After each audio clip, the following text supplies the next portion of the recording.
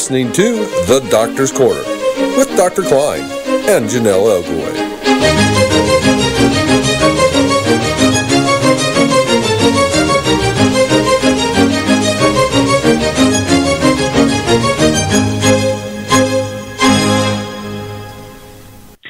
Good evening and welcome to the Doctor's Corner with Dr. Klein. I'm your host, Janelle Elgaway. If you have questions or comments for Dr. Klein, please call in at 415-915-2291. You can also live chat with the audience on Cause YouTube channel, Conspiracies Against Wellness live stream. And don't forget, tomorrow, guest Victoria Son will join Call Nation at 8/7 Central to discuss her new full-length feature film called Becoming Incurable. It's about 3 different people with rare and painful diseases and the difficult issues they face living with their disease. And now for tonight's show, The Doctor's Corner. Welcome, Dr. Klein. How are you this evening? I'm just fine, Janelle. Good. So tonight we were going to discuss some of the newer things that are going on within the CDC, the CMS, concerning pain medication and people that are in pain. But I wanted to focus a little bit on fentanyl. Can you talk about what exactly is fentanyl and what is the current problem with that we are all facing? Fentanyl is a narcotic. It's man-made, however. It's not from the opium plant, like morphine and diamorphine, which is heroin, and oxycodone and codeine. Those are all from the opium plant.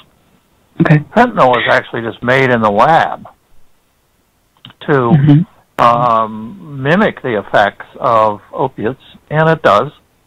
It's been around since 1968. For us in the medical profession, it's a wonderful drug. It's used in anesthesia. It's used in babies who are being operated on. It's being used by veterinarians because it comes in a film that can be put in the animal's mouth. It can be used intranasally, IV, orally. It's a really good medical product. Now, a lot of times good medical products end up on the streets. That was the story of diamorphine, which was a partially chemically made derivative of morphine to try to have less side effects from morphine. So diamorphine was an excellent drug that we had. It has the trade name heroin. Right. Now, heroin is really just... Go ahead. No, go ahead. Heroin is just another pain pill. But it was made illegal in 1924 by the federal government, thinking they could control the supply, control addiction, and control vice that came from the addiction. Fentanyl is the same thing. The drug cartels and drug suppliers feeding the American market, which is the largest in the world for all illicit drugs, is now being used on the street. We actually have a caller, if you don't mind if we take it already. Okay. Caller from area code 847. What's your name and where are you from? Hi, my name is Kathleen McGill. I'm from Arlington Heights, Illinois. Hi, Kathleen. How are you? Good evening. I'm good. How are you? Hi, doctor. Thank you so much for taking the call. I was curious about how many suicides there have been since the CDC's regulations have come out, and if you could maybe talk about that, of chronic pain patients, because I have a hard time finding any statistics on that.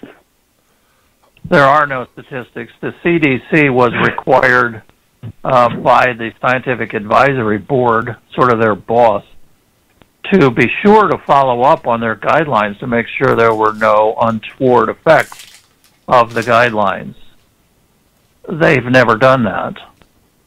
I've not read anything. Maybe it's being prepared behind the scenes. I do know the VA is looking into suicides from people being cut off, but nobody's officially doing it. So a group of us started to try to collect stories to memorialize people who have been forced off their medicine by the government. And we have a small list of people, about 30, but we have no idea how many more there are. A lot of families didn't want their loved ones publicized. You can understand that. All of the suicides we list are either by violent means. People who try to commit suicide by stashing their medicines, a very common procedure amongst people with chronic pain. They stash away some medicine for the day that they're cut off, and then they can end their lives by taking excess pain medicine. But none of our group had those because they were all cut off. So when a person does take their pain medicine and ends their life, guess what the coroner says they died from? Overdose. So then they get listed with people with addiction disease dying of overdose. There are ways to tell, and you have to have good medical examiners. Those are doctors like me who are pathologists, who study the crime scene, who don't rely just on death certificates. They're very, very inaccurate. Get the charts out if they've been sick, do a regular investigation, interview people, and then come up with a determination. And that way we would start to know. But right now it's being hidden, maybe not on purpose, by county coroners. Oh, he has a tattoo. Oh, look, there's a needle. Oh, look, he had prescription bottles. Overdose. Then it gets racked up and talked about. So it's really a terrible thing because I suspect there are a lot of people committing suicide simply from a human standpoint. If I had to put up with constant, horrible, daily pain that I knew could be simply relieved by a safe and effective medication that was taken away from me, and now I have no prospect of ever getting that relief back, I can understand it. Yes, sir. I talk to people every day that are like that, and have had friends that have committed suicide because of that. And I've been in dark places where that seemed like the answer. And now, I was also curious if you could answer a question for me about the CDC inflating their statistics as far as the opioid deaths. What can we do about that? Because it seems like that's being pushed right under the carpet. They kind of got caught with their pants down. They've cut the prescription drug deaths in half, from 33 to 17,000. It was published in an obscure journal that if you go online and try to get the article, they want $35. You have to go down to the library through interlibrary loan to even get a copy of the drug study, but I have it, and one of the authors was one of the 3 authors of the CDC guidelines. So it starts to look like a little mea culpa is coming out of the CDC. All I can tell you is the CDC guidelines were not based on fact. And yet they're being cited by the president and, everyone who discusses this war on opioids, and they're incorrect. Well, you are correct, and everybody was talking about the attack on the ships in the Gulf of Tonkin in 1964 by the commies, and we passed a resolution in Congress called the Gulf of Tonkin Resolution, in which we started the war in Vietnam in 1964. And it was a lie. There was no attack on the naval vessels. It was a lie. And the CDC is promulgating lies. But it becomes a convenient story to fit the American hatred, venomous hatred for addicted people and dope fiends and dopers, going way back to 1915. So it becomes a convenient, let's start quoting this, 4 times the numbers that there were, more deaths than there were car accidents. Of course, car accidents are decreasing. So I consider this as a physician and as a person trained in research to be dishonest. I think the CDC is dishonest, and I think they should be held responsible for all the people who have committed suicide by forcibly taking away their pain medicines. Now, the CDC will say, oh, we didn't take anybody's medicine away. But that's kind of the same argument as when you flick a cigarette butt out the window and it starts a forest fire. Oh, we didn't mean to. You know, you're still responsible. Back to the pain issues and what you can do, you need to let people know just what you just said a few minutes ago. And you need to call TV stations. They're becoming more interested now in 1 or 2 cases or 3 or 4 cases if you have friends, you know, to sit down and be interviewed and tell your story. What you just said to me is a very powerful thing. You know people, you've had this yourself. It's so bad that people are considering ending their lives because of forced removal of medical treatment. I mean, this is just unimaginable. So, it truly is. May I ask one more question? Is that okay? You had said that you do have a copy. I'm sorry. But you had mentioned that you had a copy of the actual numbers as far as the statistics with the opioid deaths. Is it possible to publish those, or is that not possible? Well, we have a list of people that we've gotten together from many sources, and you can Google it by using these 3 words. You Google the word medium, suicides, Klein, K-L-I-N-E, and that will take you to the list that I posted on Medium. It's not just my list. Lots of people, put input into it. I just kind of collated it all.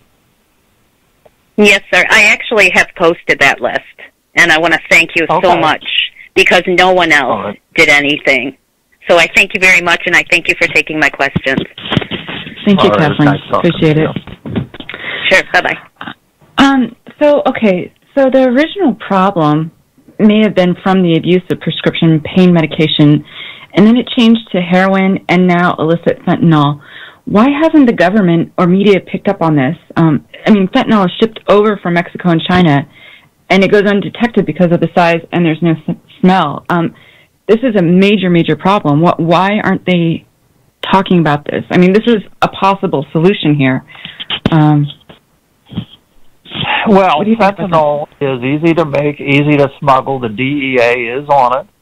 Mm-hmm. They did round up some people in Utah who made 300,000 fake Vicodin tablets, one of which ended up helping to kill Prince. Right. So they're on it. But the problem is you can always develop an offense faster than you can a defense. Mm. So in other words, when the drug cartels come into the field, bringing in all the illegal stuff, finding routes to come in, the DEA has to play defense and try to catch up and catch them when it comes across the borders. And it's just impossible. The DEA has only intercepted 5% of the illegal drugs. That's not zero. That's helping. I spoke with a person who has addiction disease, which nobody seems to speak with.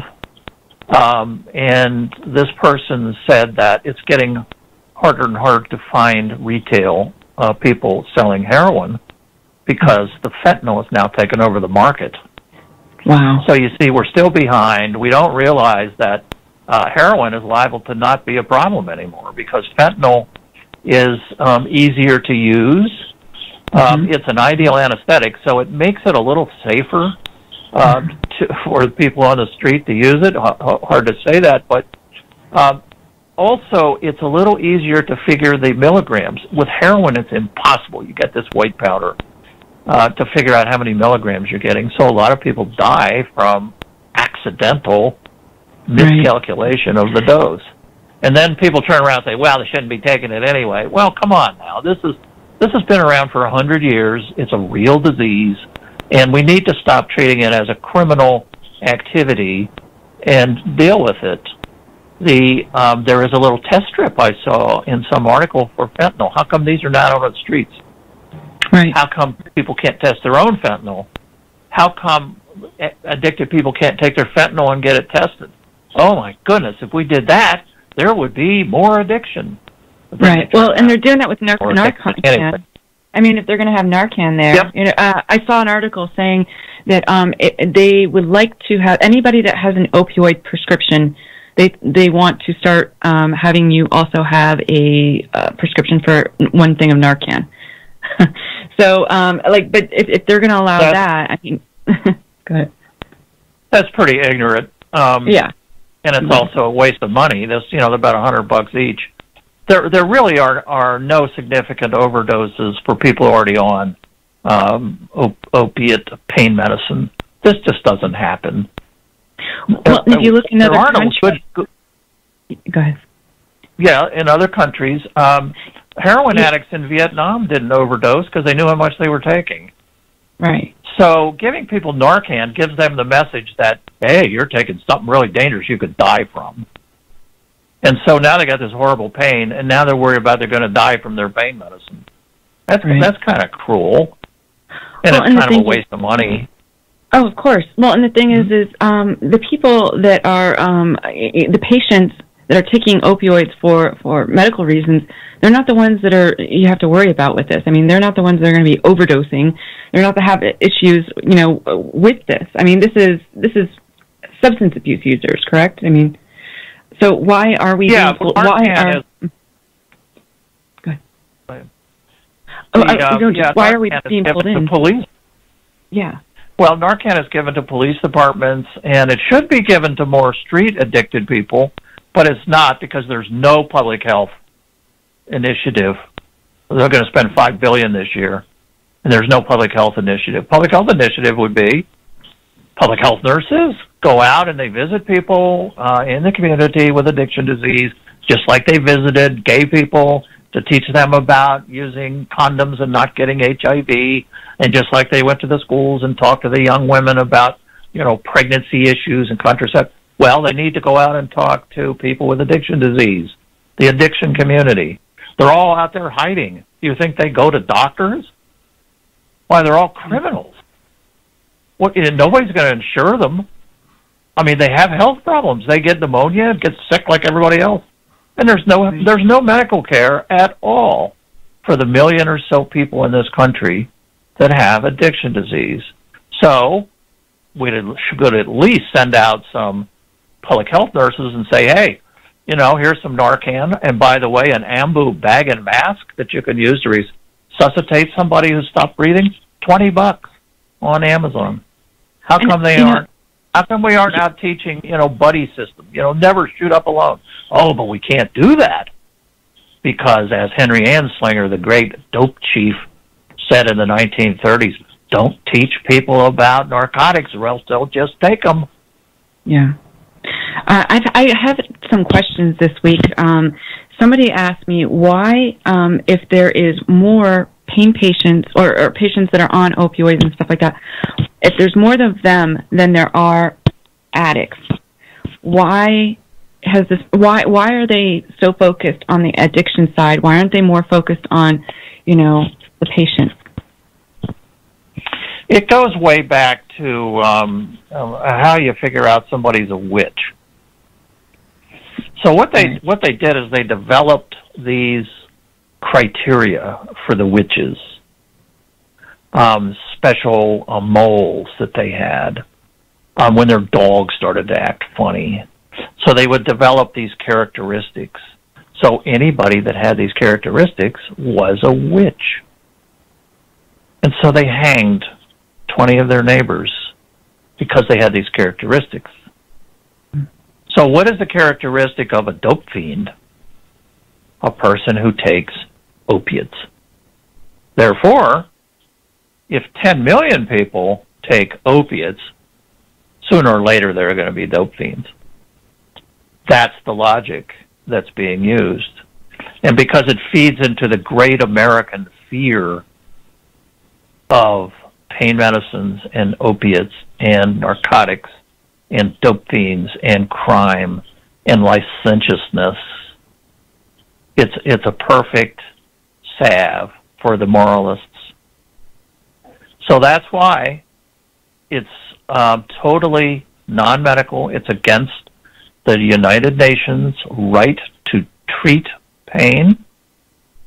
It's a violation of human rights. It's a violation of common decency to label 10 million people as having addiction disease. In Canada, your doctors can treat addiction disease. Here, I would be arrested. So somebody comes to the office and they say, you know, I got this pain all over, doc. Can I have some more medicine? So the doctor closes the door and says, you know what? Kind of sounds like maybe you have addiction disease. And what do you think? You know, you're not going to be arrested. We can just treat you. Here, I'm going to write you a prescription, and we're going to treat your addiction disease. The next 10 people that come into the office, all looking nervous because, my God, please don't stop this stuff. The Canadian doctors say, okay, you have pain. I'm going to treat you with this pain medicine. And that's not to say there aren't problems in Canada, but overall, doctors don't need D.E.A. licenses. Doctors are considered smart enough to be able to handle and prescribe any medicine. All of a sudden in the United States, we're all idiots, and we're making these terrible mistakes just on pain medicine. Just on this one drug. We have a question from YouTube. Lovett says, Dr. Klein, in my calls to TV stations, media, they can't get any interest. Suggestions? You got to pitch them. It's called a pitch. You have to present a case, like being a salesman or saleswoman. You may be pitching it wrong. Try to pitch it from the standpoint of suicides and of thinking about suicides and suicide planning, or pitch it from the standpoint of several people having this same problem, or try to think of a new way. I mean, I can't think of it right now, but that's the whole idea of a pitch, is to think of a new way to sell the vacuum cleaner. You know, I mean, I could go around and say, hey, this thing sucks up dirt. Or if I was real clever, I could say, you know, dirt causes disease, and this vacuum cleaner is going to make you all healthier. You know, so it's that kind of, you know, salesmanship. Not all TV stations are going to be interested, so you call their competitors. And you can try radio stations, too. There's lots of radio stations, and it's hit or miss. You're going to, you know, some editors and producers don't like the idea of this. They may think, you know, that this is all a bunch of nonsense. Everybody's really a dope addict, and so don't bother me. You know, fentanyl, it's showing up in the street drugs now. It's showing up in meth, heroin, cocaine, everything. And it's essentially such a lethal poison, and that's what this is. It's a poison, that even Narcan isn't working on the newer forms of the fentanyl. Why doesn't the government just stop all imports and exports from these countries like Mexico and China until they deal with this drug crisis? And I'm talking about until China and Mexico deal with it. Why are we allowing this in? Well, this being smuggled in. And the D.E.A. is trying their best. I mean, they're very aware of this. And, you know, smuggling is easy. Fentanyl now is such a small amount, you know, that you can put it in a little baggie and have enough, you know, for multiple sales over a month. So it's very easy to smuggle. You cannot stop smuggling. You have to stop, as one Colombian drug lord said when they interviewed him. How come you're having so much cocaine? You're growing so much cocaine down here. He says, well, you need to talk to the American people about demand. Right. Why is there demand for fentanyl and heroin? The reason there's demand is because heroin addicts are arrested, and the opiates that they need for their addiction disease are illegal. So if you want to make a drug and a disease illegal, guess what? You're going to have a black market, and you're never going to defeat it, ever. Wow. So it sounds like a good plan, but it isn't going to work. Yeah, no, you're right. You know, we can't do much about the past, but we can do something about the future. I want to talk a little bit about solutions because, especially coming up, I know there's going to be a lot of people going to rallies and stuff like that, and they're going to be speaking. And in there, you always, if you're going to be speaking, or if you go to your, you know, governor or senator or congressman, you know, you always want to lay out the problem and then give some solutions. So, what are some solutions that we can talk about. I know we talked about also like the D.E.A. What are the possible solutions with the D.E.A. to kind of fix the problems concerning this? Well, one thing is people can actually help out the DEA by providing them with tips. If you see fentanyl activity in the area, or you even hear about it, people don't understand that police departments work off tips. A tip is something where you're suspicious and you call the police department, local or state police or federal police, and you say, look, I just have this tip. Now, the good police departments aren't going to blame you if it's wrong. They're not going to say, that you're not going to report you to the criminals. This is how investigations work. So the DEA can do its job in trying to take hold of this problem with the fentanyl, which is very serious.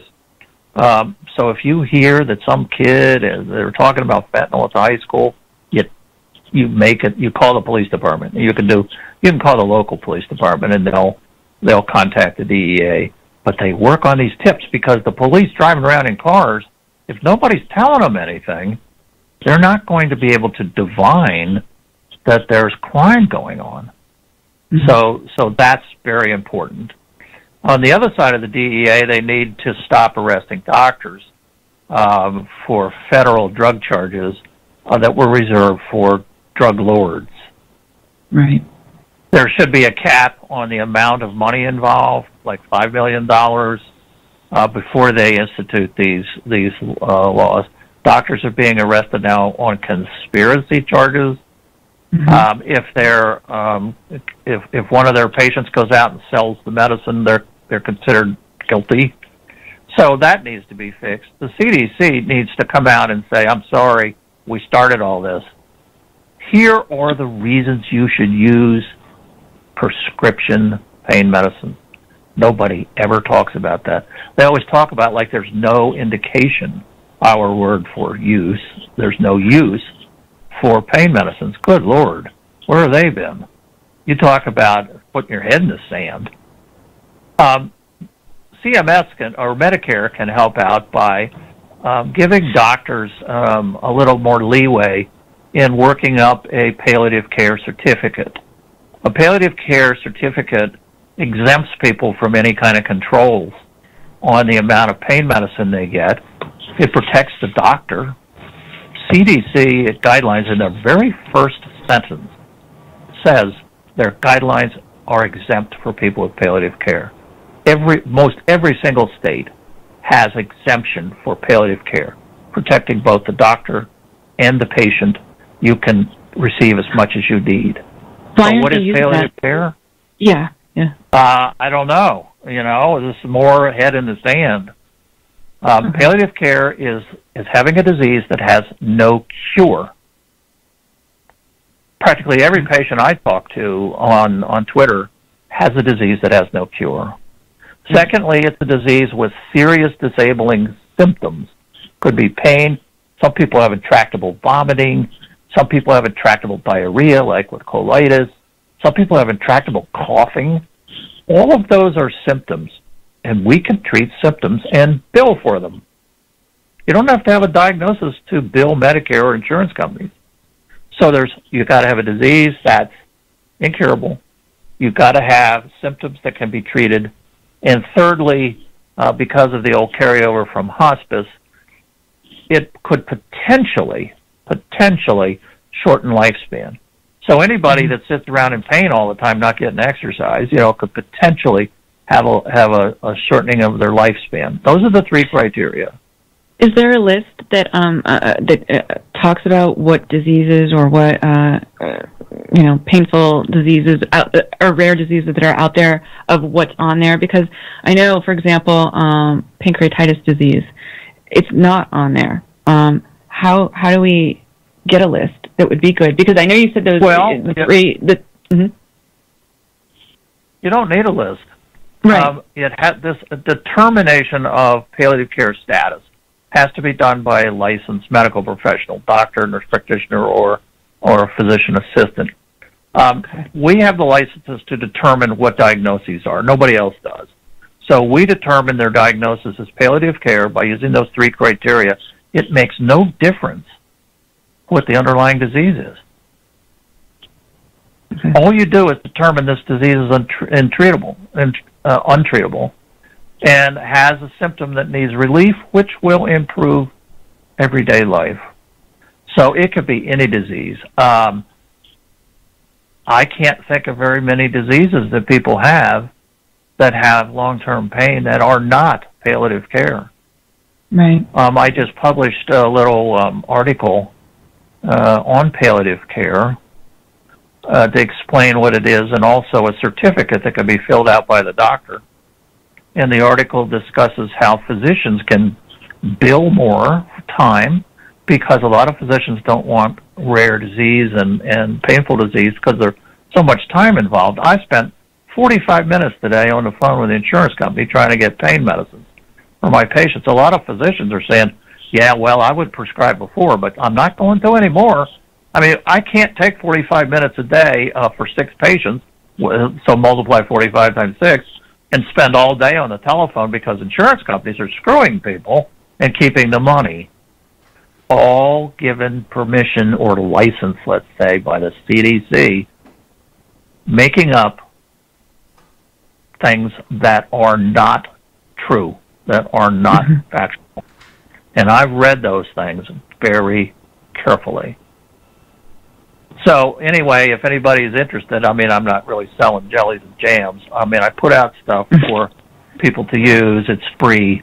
And you can also Google medium palliative care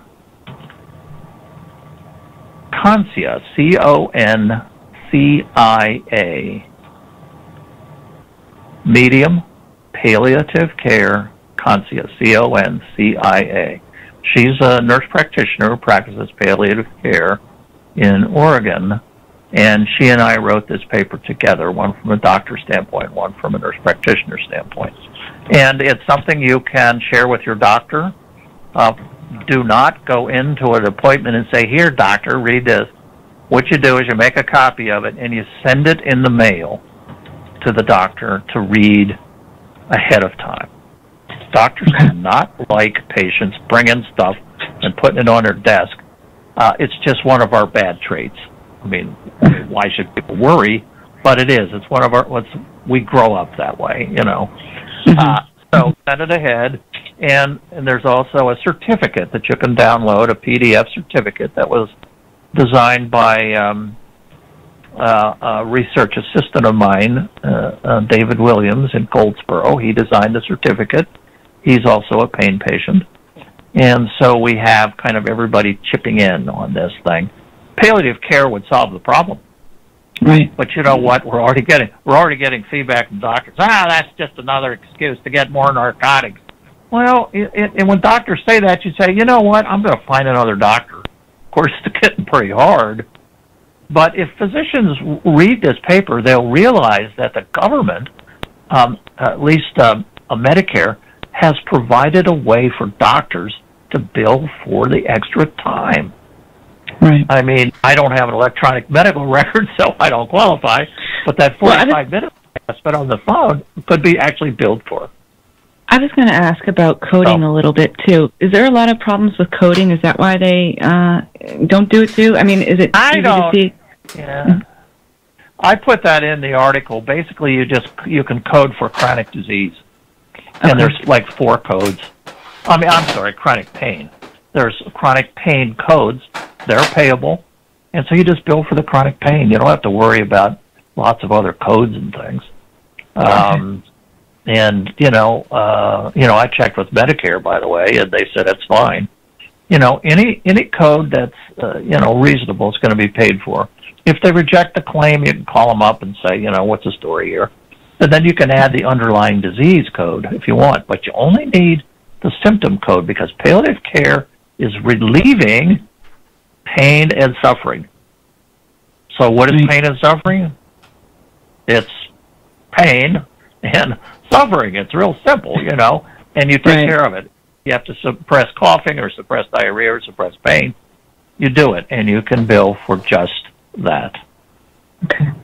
I just want to remind our audience, too, if you would like to call in with any questions, you can at 212-915-2291 or call 1 like CAW1. Okay, recently CMS has come out that they are now suggesting a cap. Instead of the 90 MME, it's 200 MME. What do you think about this? Well, CMS, by the way, is Medicare Medicaid Administration. The FDA is the only agency that has regulatory authority over prescription drugs. They're the only agency with rulemaking authority. If CMS or Medicare wants to set new limits on the use of a prescription drug, they need to go to the FDA and get approval. They can't do that by themselves. So this coming out isn't really a new law or rule, it's just a suggestion? It's not it's a proposed rule. It's still in the proposal, and it's not going to fly because pretty soon people are going to catch on that the FDA is really in charge, and FDA currently has no upper limit on opiates. Very unusual drug category.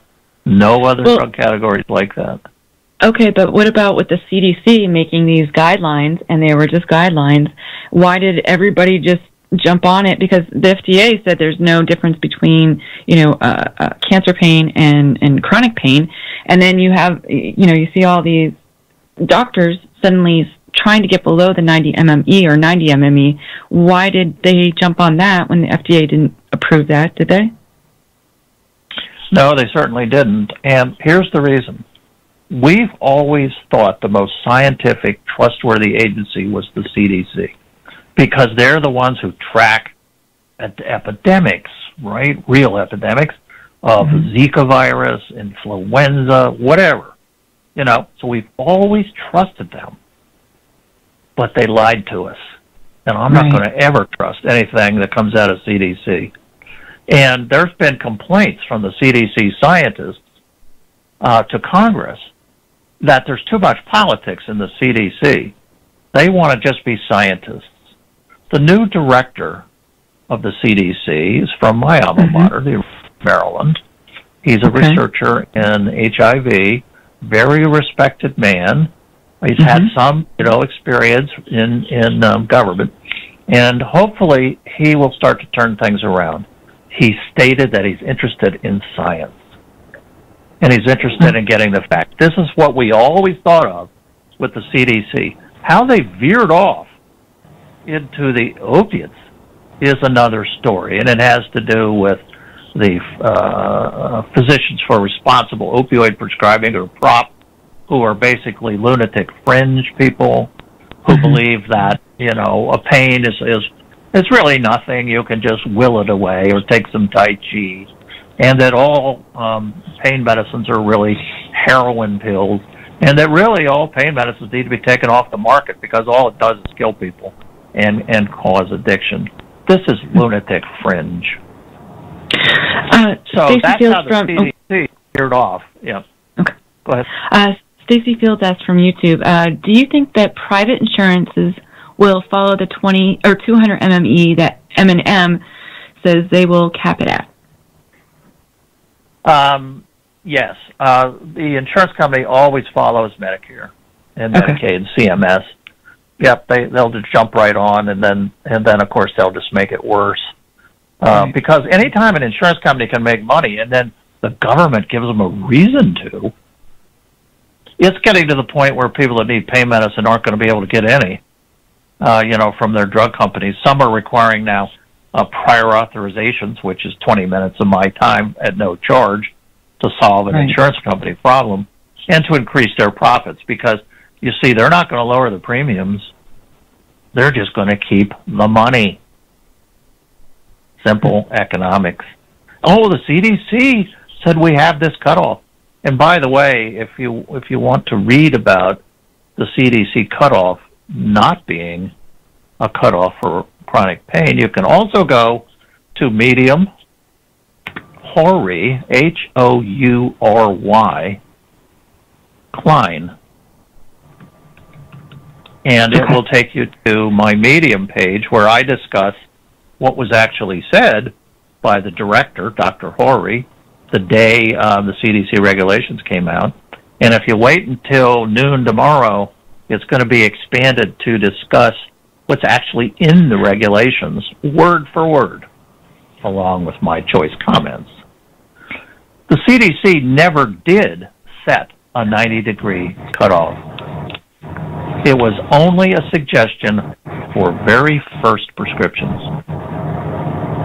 And so why did it go to that?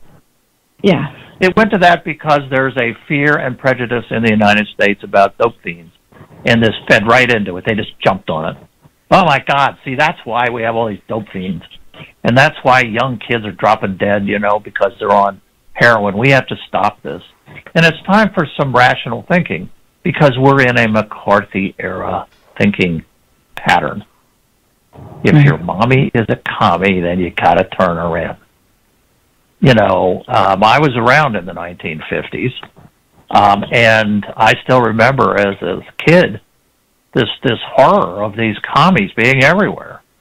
There was talk that some of the teachers at school were communists, and certainly that guy down the street with those dogs, he's definitely a communist. And this is when all the actors and writers got blackballed; they couldn't find work. It's exactly the same. It's exactly the same. It's a national hysteria. The latest admission from the CDC is that they inflated the number of overdoses. Can you talk about this? Can you talk about this a little bit? And why is it important that we don't let this be swept under the rug? Why is it important that we make sure that they are held accountable for this? We're taxpayers. We pay for the CDC. We paid those people to write these guidelines. They wrote them out of prejudice. They did not write them out of fact. And they admit that themselves. Right.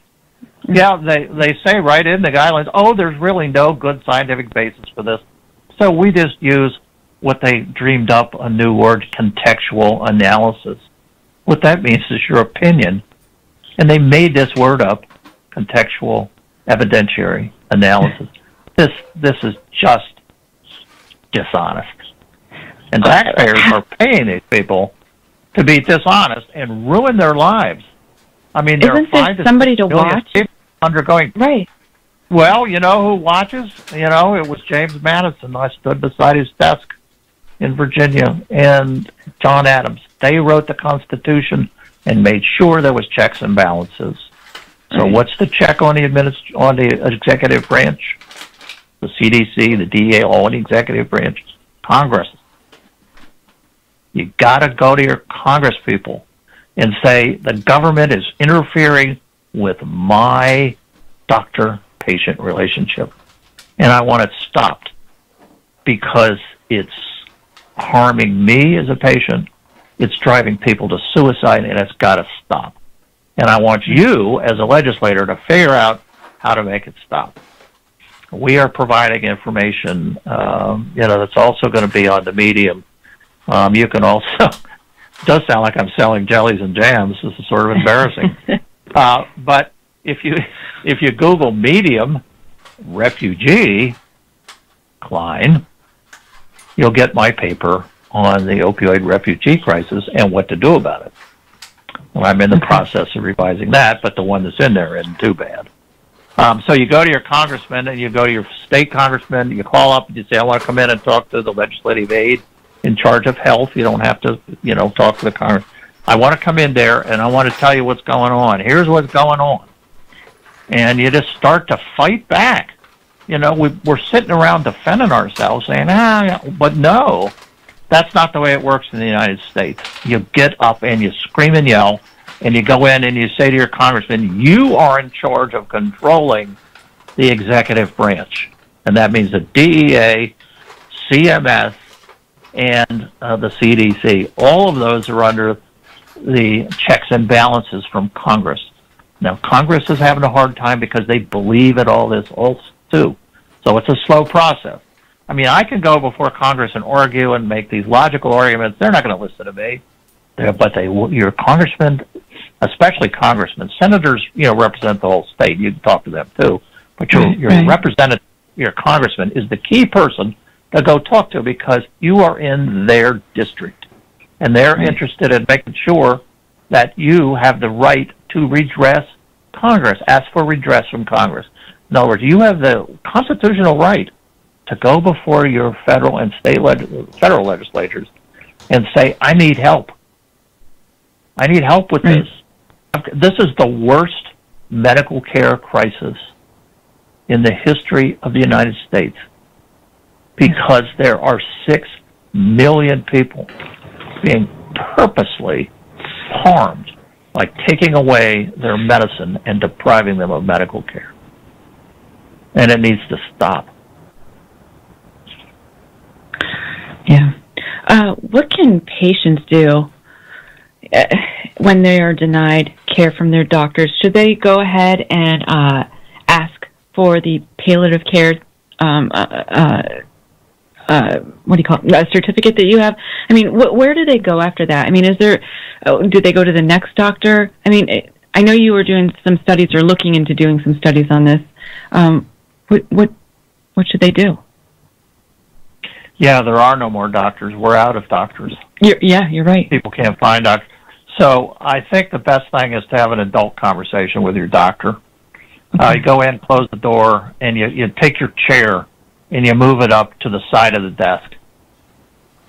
And you say, Doctor, we need to have a face-to-face conversation.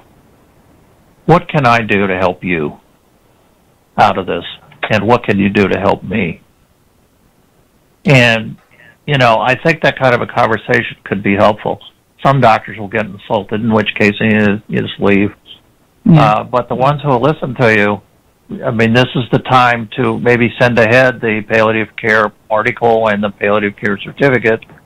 If physicians read the article, I think they'll start to realize that this can be protection for them because, the state says all these guidelines are null and void if you have palliative care. And palliative care is really a simple diagnosis to make, and only a doctor can make it. And if they fill out this certificate, you can use this, in pharmacies and stuff, and they'll laugh at you. But too bad. You have palliative care status. And then you've got something more you can argue with. In other words, you now can go to your congressman and say, look, I have palliative care status, and they're still denying me medicines. See, that's a lot easier than going and saying they're denying me medicines. You have this special status in the law, in the state law, and in the first line of the CDC guideline. It exempts palliative care. So those words are in the law.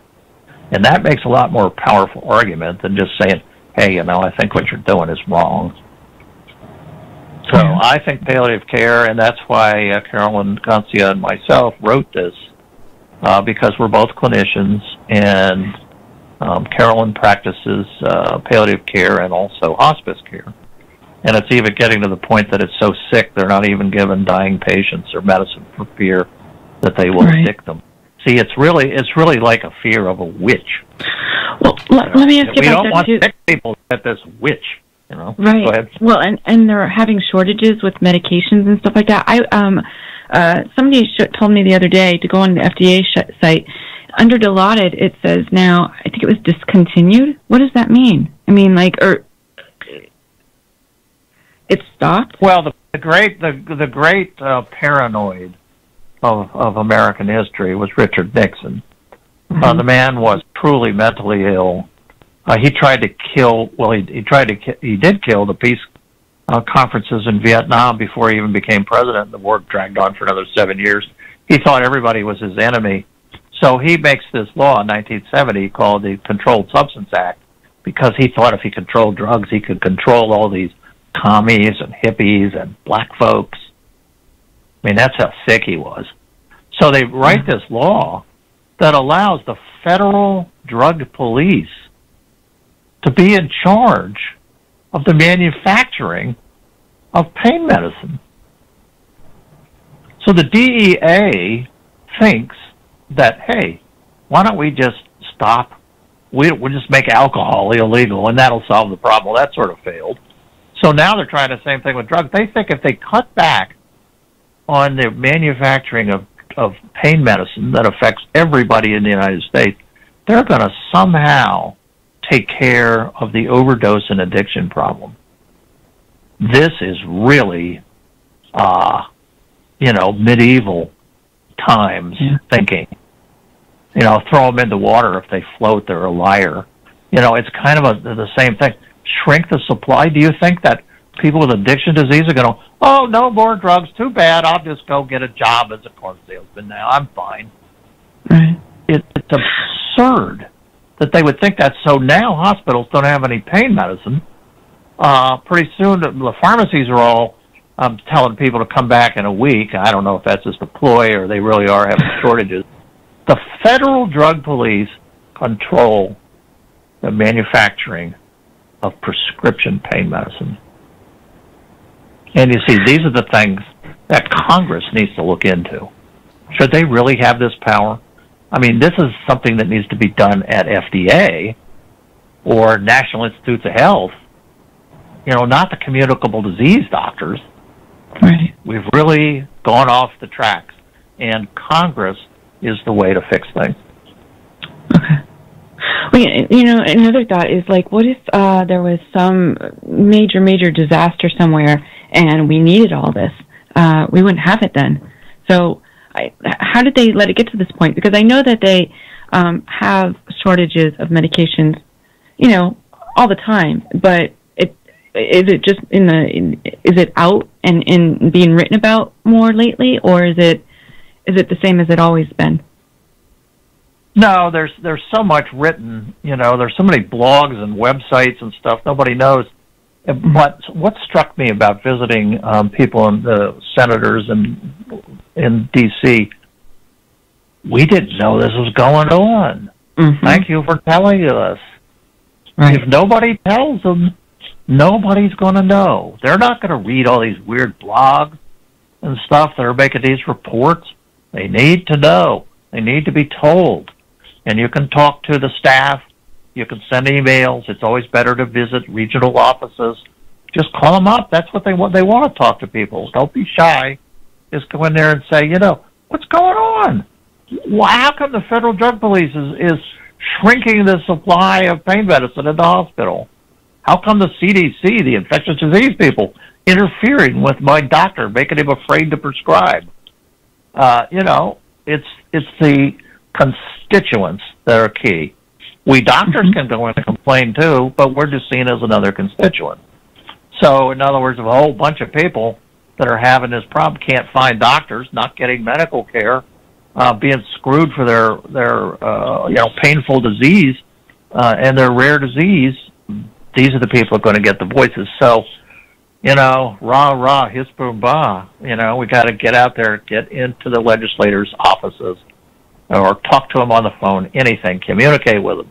Because then when the senator comes, he says, what's going on? Geez, we got 100 calls this week about doctors being interfered with by the federal government, and people thinking about committing suicide, and hospitals running out of drugs. Oh, now they have the information. They're not clairvoyant. If we don't tell them, they're not going to read all these blogs. You got to tell them face to face. Okay. Well, we're going to wrap up here, but did you have any last words for the audience this evening? Rah, hiss, boom, bah. Get out there.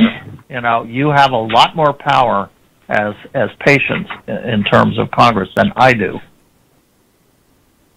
So, just do it. Well, thank you so much, Dr. Klein, for joining us this evening, and we will see you next Tuesday. Good night, Janelle. Good night. And Con Nation, I just want to remind you, tomorrow night at 8/7 Central, guest Victoria Swan will be with us talking about her full-length feature film called Becoming Incurable. It's about 3 different people with different rare and painful diseases and the difficult issues they face living with their disease. Thank you so much for joining us this evening, and we will see you tomorrow night. You've been listening to The Doctor's Corner with Dr. Klein and Janelle Elgway. Copyright 2018 by EXG LLC. All rights reserved.